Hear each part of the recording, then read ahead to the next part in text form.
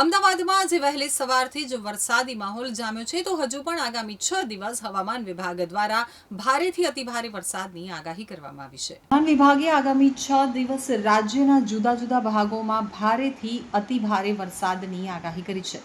ખાસ કરી અને 18 થી 20 ઓગસ્ટ દરમિયાન ઓરેન્જ એલર્ટ જાહેર કરવામાં આવ્યું છે.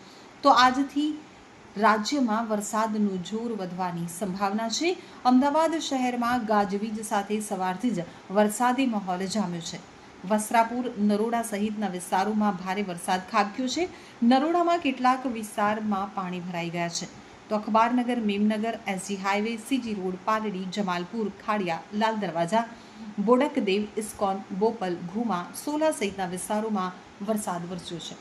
અમદાવાદ શહેરમાં આજે વહેલી સવારથી જ વરસાદી માહોલ છવાયો છે.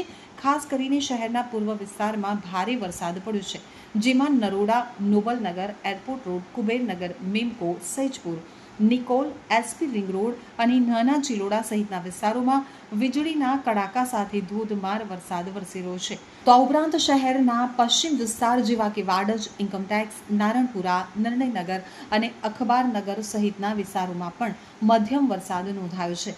તો ગાંધીનગરમાં પણ લાંબા વિરામ બાદ વરસાદનું આગમન થયું છે. હવામાન વિભાગ દ્વારા રાજ્યમાં ભારે વરસાદની આગાહી કરવામાં આવી છે. ત્યારે આજે અનેક વિસ્તારોમાં વરસાદ વરસી રહ્યો છે. હાલ અલગ અલગ 3 વરસાદી સિસ્ટમ સક્રિય થઈ છે.